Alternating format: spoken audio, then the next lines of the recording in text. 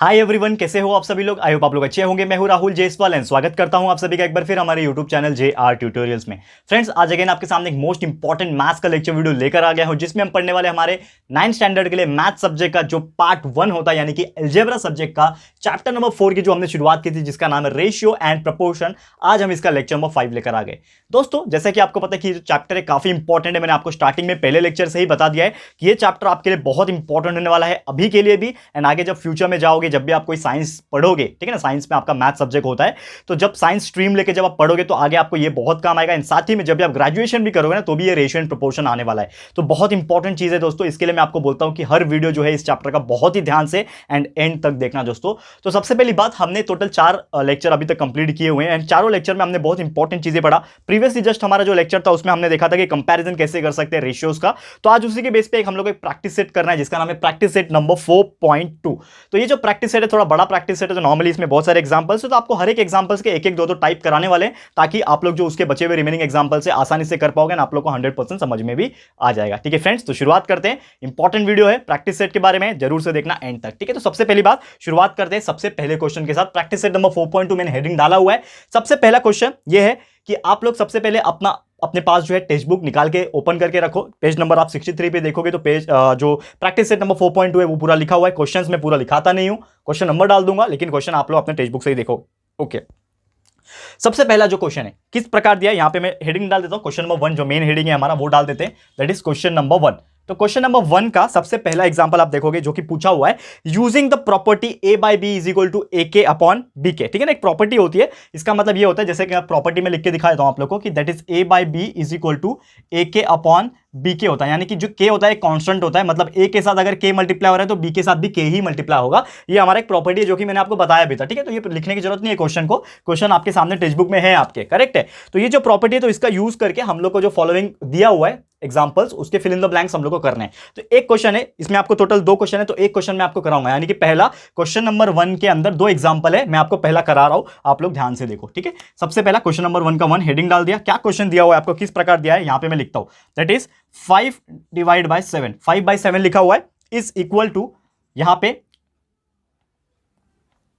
Is equal to, यहां पे एक डैश दिया हुआ है। ठीक है ना, डैश मतलब आप बोल सकते हो कि आपको फिलअप करना है वहां पे, ठीक है ना, और अपॉन। ठीक है ना, डैश के लिए मैं डॉट डॉट डॉट यूज कर रहा हूं। ठीक है, डॉट डॉट डॉट दिया हुआ आपके बुक में भी, और अपॉन दिया हुआ है, दैट इज अपॉन 28। ठीक है, 28 इज इक्वल टू, अगेन दिया हुआ है यहां पे 35 अपॉन डैश, 35 अपॉन, यहां पे डैश है, मतलब यहां पे भी आपको फिलअप करना है, करेक्ट है। एंड नेक्स्ट में आप देखोगे यहां पे भी एक और डैश दिया हुआ है, that is equal to dash upon, कितना है आप लोग का 3.5। ठीक है, तो यहां पे जहां पे भी आपको डैश दिख रहा है, ठीक है, this point and this point, जहां पे भी आपको डैश नजर आ रहा है, मतलब स्पेस नजर आ रहा है, वो ब्लैंक्स को आपको फिलअप करना है। तो यही हमारा क्वेश्चन है कि आप कोई जो property a by b is equal to ak upon bk जो मैंने लिख के दिखाया था अभी कुछ ही देर पहले, वो क्वेश्चन आप लोग देख पाओगे अपने टेक्स्ट बुक में भी। तो वो क्वेश्चन में प्रॉपर्टी का यूज करके ये फिल इन द ब्लैंक्स करना है, जो कि बहुत ज्यादा सिंपल है दोस्तों। आप लोग अगर थोड़ा सा भी ध्यान लगाओगे तो आप लोग इसको आसानी से सॉल्व कर पाओगे। ठीक है दोस्तों, तो करना कैसे, सबसे पहले यहां पे हम देखते हैं। ठीक है, तो सबसे पहली बात दोस्तों, आप जब देखोगे यहां पे आपको एक क्वेश्चन नजर आ रहा है जो कि दिया हुआ है 5/7। ठीक है, अब ये 5/7 जो है ये हमारा क्या है, ओरिजिनल नंबर है।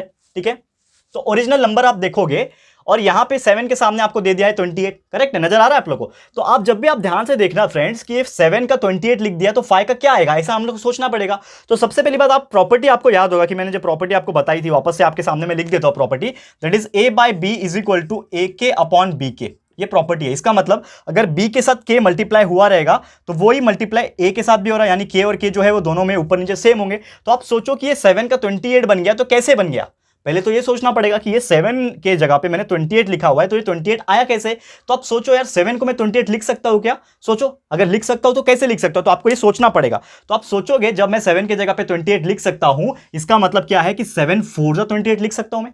7 के टेबल में 28 आता है, तो 7 4 क्या हो गया, 28 हो गया। ये आपको क्लियर हो गया, मतलब मैंने 7 को 4 से मल्टीप्लाई किया तब 28 आया। तो अगर मैंने नीचे वाले नंबर को 4 से मल्टीप्लाई किया 28 लाने के लिए, तो ऊपर वाले नंबर को भी 4 से मल्टीप्लाई करना पड़ेगा। समझ में आ रहा है फ्रेंड, जैसे कि फॉर्मूला है हमारा कि अगर b को मैंने k से मल्टीप्लाई किया तो a को भी k से मल्टीप्लाई करना पड़ेगा, दोनों ऊपर नीचे सेम मल्टीप्लिकेशन होना चाहिए। तो 7 4 28 किया, यानी कि 5 को भी 4 से मल्टीप्लाई करना पड़ेगा, तो 5 4 कितना हो जाएगा 20। तो यहां पे ये वाले बॉक्स में हम लोग क्या लिखेंगे फ्रेंड्स, 20 लिखेंगे। यहां पे हमारा आंसर कितना हो जाएगा 20, करेक्ट है, देख पा रहे हो आप लोग। तो हम लोग इस तरह से इसको 20 लिख देंगे, ये हमारा आंसर हो गया। इसको चाहिए तो बॉक्स बना दो ताकि आप लोग को पता चल जाए कि ये हमारा आंसर है, करेक्ट है। अब नेक्स्ट स्टेप, नेक्स्ट स्टेप में क्या हो गया कि ये 35 बन गया, ठीक है ना, ये 5 जो था आपका 35 बन गया। तो 5 35 कब बन सकता है, जब 5 के साथ 7 मल्टीप्लाई हुआ रहेगा, क्योंकि वी नो दैट कि 5 7 35 है, तो इसका मतलब 5 के साथ 7 मल्टीप्लाई हुआ रहेगा तभी ये 35 बना है।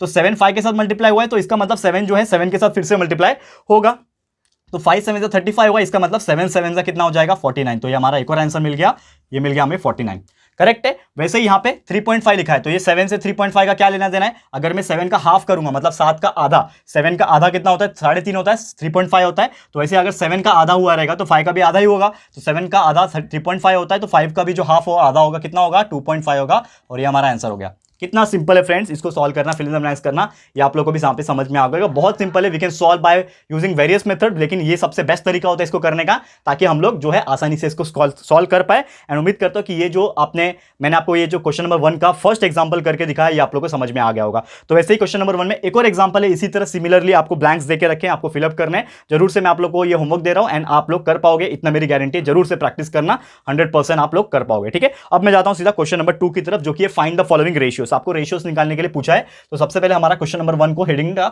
जो है इसको मिटा देता हूं, फिर हम लोग हेडिंग डालेंगे हमारा क्वेश्चन नंबर 2 का। ध्यान से देखो, आप लोग को बहुत ही इजी लगेगा एंड बहुत अच्छे से समझ में भी आ जाएगा। ओके, तो सबसे पहली बात, क्वेश्चन नंबर क्या है हमारा 2 है, ठीक है ना। क्वेश्चन नंबर 2 के लिए हम लोग हेडिंग डाल देंगे क्वेश्चन नंबर 2, ठीक है।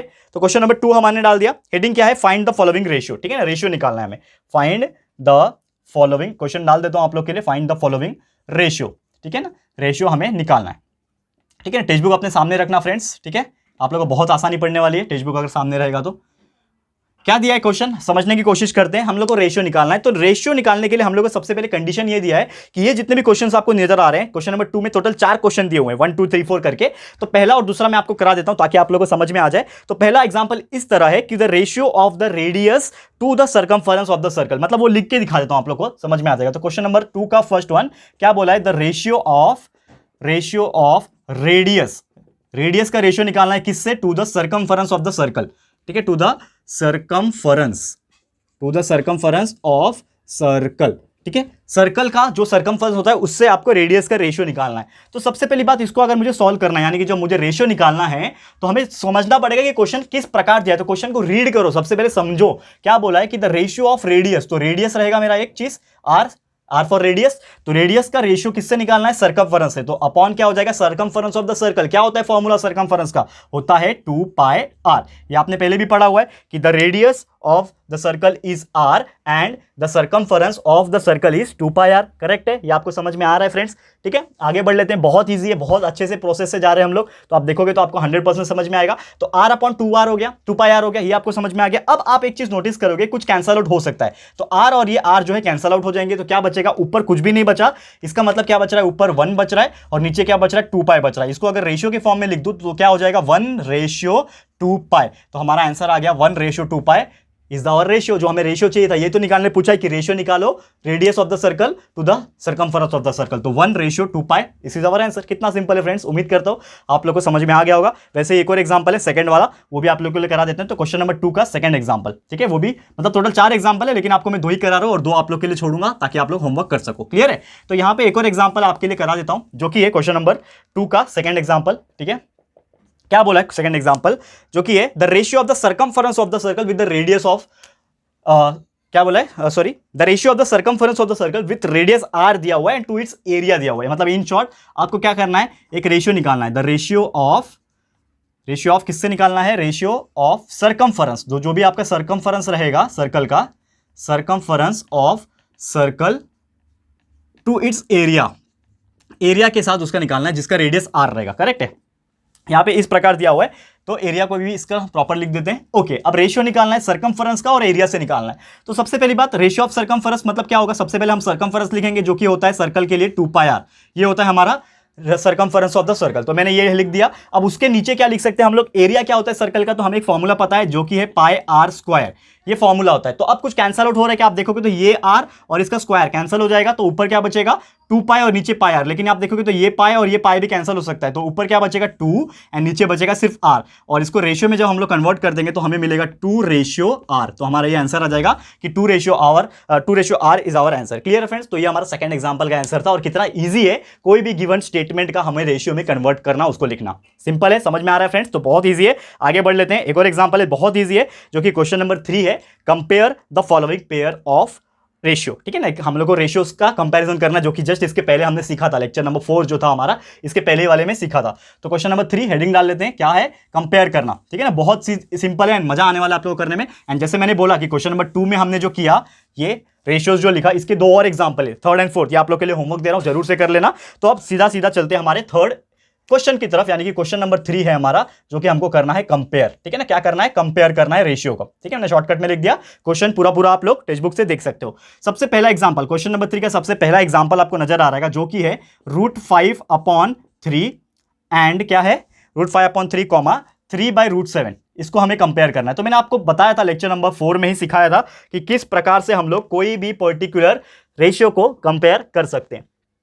ओके, तो किस प्रकार सबसे पहले आप सॉल्व करोगे, यहां पे ध्यान से देखो फ्रेंड्स, कि क्या करना है आप लोग को सबसे पहले, कि ये जो √5/3 है, 3/√7 है, इसको हमें करना होता है क्रॉस मल्टीप्लीकेशन। याद है आप लोग को, हमने कराया था।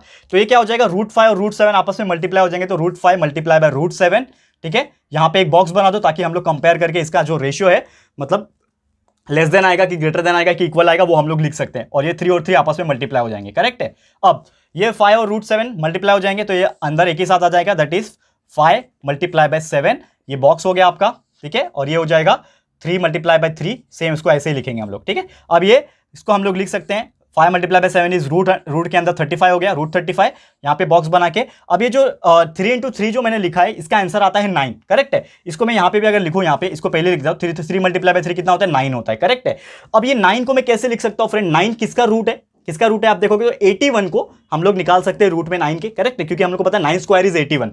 तो मैं इसको इस तरह लिख सकता हूं, √81, 9 को अगर मैं √81 लिखा तो हमको पता है ना, क्योंकि √81 ही 9 आता है, करेक्ट है। तो मैं 9 को √81 लिख सकता हूं। क्यों किया ऐसा, क्योंकि ये वाला रूट था ना इस तरफ, तो इसको भी रूट में कन्वर्ट करना था। तो अगर ये √35 है और ये 9 का रूट में जब जाएगा तो वो √81 होगा, तो आप दोनों को कंपेयर कर दो, तो ये √35 है, √81 है, कौन सा बड़ा दिख रहा है आपको, 81 वाला बड़ा दिख रहा है, क्लियर है। तो आप यहां पर क्लियरली बोल सकते हो कि √81 इज ग्रेटर देन का सिंबल ये होता है, तो √81 इज ग्रेटर देन √35। तो हमारा क्लियर हो गया कि जो हमारा इस तरफ वाला था, इस तरफ वाला क्या है, 5/√3। तो यहां पे मैं करके दिखाता हूं आपको कि 5/√3 जो वाला था, यहां पे एक बॉक्स बना देता हूं, और जो इस तरफ वाला था क्या था, 3/√7 वाला था।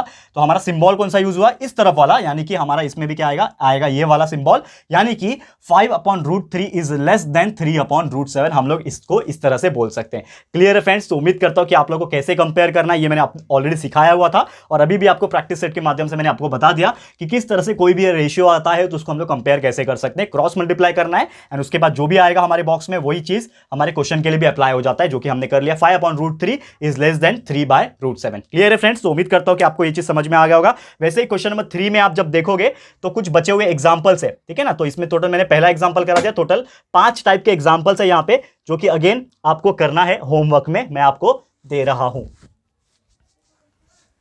ओके, ठीक है। तो इसको मैं क्या करता हूं, रफ करता हूं, एंड रिमेनिंग जो बचे हुए एग्जांपल है क्वेश्चन नंबर 3 के, 2nd, 3rd and 4th and 5th, ये आप लोग को होमवर्क करना है। ये रफ करता हूं, सीधा सीधा हम चलते हैं हमारे चौथे एग्जांपल, यानी कि क्वेश्चन नंबर 4 की तरफ, ठीक है। क्वेश्चन नंबर 4 क्या दिया हुआ है, ये हम लोग आपको सॉल्व कराएंगे। बहुत ईजी है, बड़ा एक्सरसाइज है, बड़ा प्रैक्टिस सेट है, थोड़ा ध्यान से देखना, वीडियो लंबा हो सकता है दोस्तों, लेकिन कोई प्रॉब्लम नहीं है। हर एक का मैं एक एक दो एग्जाम्पल जरूर से कराऊंगा, ताकि आपको हर एक टॉपिक जो है इजीली समझ में आ जाए। ओके, तो 4th एग्जाम्पल हेडिंग डाल लेते हैं सबसे पहले, क्वेश्चन नंबर 4, ठीक है। ठीक है, क्वेश्चन नंबर 4 हमने हेडिंग डाल दिया। ओके, क्या दिया है क्वेश्चन नंबर 4 में,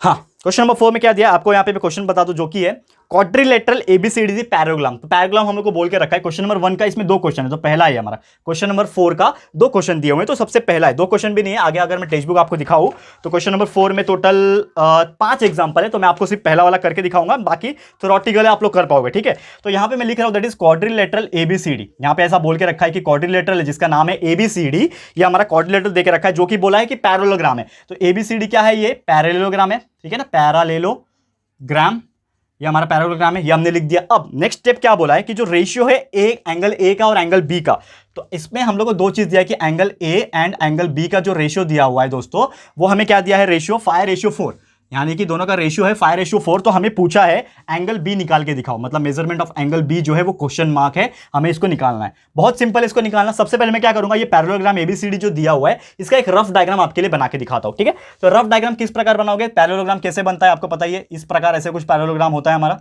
ठीक है, ये ऐसा होता है पैरेललोग्राम, करेक्ट है। अब पैरेललोग्राम में ABCD दिया हुआ है, लेट सपोज यहां पे मैं लिखता हूं A, ये B लिख देता हूं, यहां पे ये C लिख देता हूं, ये D लिख देता हूं, ABCD मैंने लिख दिया। यहां पे बोला है कि एंगल A जो रहेगा वो मेरा क्या रहेगा, एंगल A और B का जो रेशियो है 5/4। तो मैंने सबसे पहले मान लिया कि लेट द रेशियो जो रहेगा, लेट द रेशियो, ठीक है ना, जो उसका रेशियो है वो क्या हो जाएगा 5x और कितना हो गया 4x। हमने मान लिया कि जो भी A और B का जो एंगल रहेगा वो x के हिसाब से कितना हो जाएगा, एंगल A मैंने मान लिया 5x रहेगा और एंगल B मैंने मान लिया 4x ले लिया, क्योंकि रेशियो में है ना, हम लोग ले सकते हैं ऐसा, ठीक है, ये हमने ले लिया। अब एक चीज हमें एक प्रॉपर्टी पता है फ्रेंड्स कि कोई भी पैरेललोग्राम में जो एडजेसेंट एंगल होते हैं, कोई भी पैरेललोग्राम आप ले लो, एडजेसेंट एंगल क्या होते हैं, that will be equal to, adjacent angles are supplementary. ये आपने पढ़ा है, एक प्रॉपर्टी है, वो पहले पढ़ा होगा, 7th में भी पढ़ा होगा, 8th में भी पढ़ा होगा, कि यहां पे एक चीज हमें पता है कि in case of any parallelogram the adjacent angles are supplementary to each other. तो यहां पे हम लोग बोल सकते हैं कि एंगल ए जो रहेगा, अगर उसके साथ में एंगल बी को मैं प्लस करूं तो ये दोनों मिलके क्या बनाते हैं, 180 डिग्री बनाएंगे। मतलब एंगल ए और एंगल बी, ये दोनों एंगल जब मैं प्लस करूंगा तो 180 डिग्री बनाएंगे। ये हमें प्रॉपर्टी है, ये हमने पहले भी पढ़ा हुआ है फ्रेंड्स, कि in case of any parallelogram the adjacent side, मतलब आसपास के बाजू बाजू के एंगल्स को अगर मैं प्लस करूंगा तो वो सप्लीमेंट्री होंगे। सप्लीमेंट्री का मतलब 180 डिग्री। तो एंगल ए और एंगल बी हमें पता है कितना है, 5x और 4x। डाल दो इसमें, ये 5x है प्लस 4x है, डाल दिया, इज इक्वल टू 180। तो कितना हो जाएगा, 5x plus 4x is equal to 9x is equal to 180। x का वैल्यू यहां से मिल जाएगा 180 डिवाइड बाय 9। तो हमें कितना मिल गया x का वैल्यू, यहां पे हम लोग सॉल्व करते हैं, यहां पे x will be equal to 9 1 9 and 9 2 18, 20 आ गया। मतलब x हमारा 20 मिल गया। जब x मुझे 20 मिल जाएगा तो एंगल a और एंगल b निकाल सकता हूं मैं। तो एंगल a कितना है मेरा 5x है, यानी कि 5 multiply by 20 is equal to 100, यानी कि एंगल a कितना है 100 डिग्री। और वैसे ही एंगल जो b है इस तरह निकाल सकता हूं कि एंगल b जो है मेरा वो 4x है, इज इक्वल टू कितना हो जाएगा, that is 5 multiply bye, sorry 4 है ना, 4x है तो 5 नहीं आएगा, 4 आएगा, 4x, x मतलब कितना है 20, तो 4 2 8 यानी कि 80 हो गया। तो हम लोग का एंगल आ गया, आप देख पा रहे हो कि दैट इज एंगल बी, ठीक है ना, जो कि हम लोग को पूछा है यहाँ पे कि जो एंगल बी है वो कितना आ रहा है फ्रेंड्स, यहाँ पे वो आ रहा है 80 डिग्री, जो कि हमें पूछा था कि find the measurement of angle B. तो हम लोग ने कितना आसानी से इसको निकाल लिया कि जो एंगल बी है वो कितना आ रहा है, 80 डिग्री आ रहा है फ्रेंड्स। ठीक है फ्रेंड्स, तो उम्मीद करता हूं कि ये भी क्वेश्चन आपको बहुत आसानी से समझ में आ गया होगा। अब यहाँ पे आगे देखते हैं, जो कि मैंने आपको बोला कि बहुत सिंपल था, ये हमने क्वेश्चन नंबर 4 का फर्स्ट कर लिया। तो वैसे ही मैं आपको क्या करूंगा, जो रिमेनिंग एग्जांपल्स है, क्योंकि ऑलरेडी बड़ा एक्सरसाइज है तो पूरा पॉसिबल नहीं है कराना एक ही वीडियो में, तो मैंने आपको बोला था कि मैं क्या करता हूं कि कुछ ही एग्जांपल्स कराऊंगा एंड रिमेनिंग एग्जांपल्स आप लोगों को होमवर्क देता हूं ताकि आप लोग अच्छे से इसको प्रैक्टिस कर पाओ। एंड आज भी मैं वही करने वाला हूं कि मैंने कुछ एग्जांपल्स आपको एक एक दो एग्जांपल्स करा दिए हैं। तो अभी जो रिमेनिंग बच गए हैं, यानी कि क्वेश्चन नंबर 4 जो चल रहा है हमारा, उसके remaining example first, second, third, fourth and fifth, जो कि बहुत सिंपल है और ऐसे ही टॉपिक्स के ऊपर बेस है, ये मैंने आपको करा दिया, जो कि बहुत सिंपल है। उम्मीद करता हूं कि आप लोग ये चीज कर पाओगे, तो आप लोग होमवर्क कर लेना। वैसे क्वेश्चन नंबर 5 जो है, इसके ऊपर भी मैंने एक सॉल्व एग्जांपल कराया था, याद होगा आपको कि A रेशियो B दिया है 3:1, वैसे B रेशियो C दिया है 5:1। तो सबसे पहले A को और B को A के C के फॉर्म में कन्वर्ट कर लो एंड A का और B का वैल्यू डाल दो, आपका AQ/15 B² C का वैल्यू आ जाएगा। बहुत सिंपल है, ऐसे टाइप का मैंने कराया भी आपको। तो जरूर से जो बचे हुए रिमेनिंग एग्जांपल से मैं चाहता हूं फ्रेंड्स कि मैं आपको होमवर्क दे रहा हूं और मैं चाहता हूं कि आप लोग इसको करो, क्योंकि ये मेरा मानना है दोस्तों, मेरे एक्सपीरियंस के हिसाब से मैं हमेशा आपको बोलता हूं कि जब तक आप खुद से प्रैक्टिस ना करो, आप कितने भी वीडियो देख लो, आप मेरा भी वीडियो देख लो एंड बहुत सारे दूसरे लोग का भी साथ में वीडियो देख लो, बाई चांस अगर आप देखते हो तो, अगर आप उसको भी देख लोगे और आपने अगर प्रैक्टिस नहीं किया घर पे जाके वापस से, ठीक है ना, तो वो आपको वो नहीं समझेगा, आप थोड़े दिन के बाद उसको भूल जाओगे। तो मैं हमेशा बोलता हूं कि दोस्तों मेरे वीडियोस देखने के बाद तुरंत बाद आप क्या करो, थोड़ा टाइम लेके आप क्या करो, उसको प्रैक्टिस करो। एंड मैं हमेशा जानबूझ के कुछ एग्जांपल्स को छोड़ता हूं सो दैट आप लोग प्रैक्टिस कर पाओ। तो प्रैक्टिस इज द कांस्टेंट, मैंने आपको बताया था, practice is the key to success. Practice करो, बचे हुए एग्जांपल्स आप लोगों के लिए मैं होमवर्क छोड़ रहा हूं। उम्मीद करता हूं कि आप लोग जरूर से प्रैक्टिस करोगे, होमवर्क करोगे एंड आप लोग कमेंट करके मुझे बताना कि आप लोग का आंसर कितना आ रहा है और आपने किया कि नहीं किया, जरूर से बताना, हम आपके कमेंट का वेट करेंगे। ठीक है फ्रेंड्स, तो आज का लेक्चर हम यहीं पे स्टॉप करते हैं। आगे आने वाला जो लेक्चर रहेगा, यानी कि जो लेक्चर नंबर 6 रहेगा, उसमें आपको बता दें, जो कि एक बहुत इंपॉर्टेंट टॉपिक है, ऑपरेशंस ऑन इक्वल्स रेशियो। ठीक है ना, उसमें बहुत सारे ऑपरेशन होते हैं, इन्वर्टेंडो, अल्टरनेंडो, ये आपने सुना होगा, कंपोनेंडो, डिविडेंडो, ये बहुत मजेदार चीज है। जरूर से इसको हम लोग पढ़ेंगे हमारे अगले लेक्चर में, जो कि आपका लेक्चर नंबर 6 लेकर आऊंगा। कुछ ही देर का इंतजार करना है, बस आपको अगला लेक्चर भी मिल जाएगा फ्रेंड्स। तो आज के लिए इतना ही। कैसा लगा हमारा आज का लेक्चर वीडियो दोस्तों, प्लीज हमें कमेंट करके बताना है। अगर ये वीडियो आपको अच्छा लगा है फ्रेंड्स, तो प्लीज वीडियो को लाइक कीजिएगा, शेयर कीजिएगा अपने सारे फ्रेंड्स लोग के साथ। एंड अगर आपने अभी तक इस चैनल को सब्सक्राइब नहीं किया है तो फटाफट से इस चैनल को सब्सक्राइब कर देना, साथ में बेल आइकन को प्रेस कर देना, ताकि जब भी हम लोग वीडियो लेकर आएंगे आप लोग को नोटिफिकेशन मिलती रहेगी। ठीक है फ्रेंड्स, तो मिलते हैं हमारे अगले वीडियो में। ये वीडियो देखने के लिए thank you and good bye.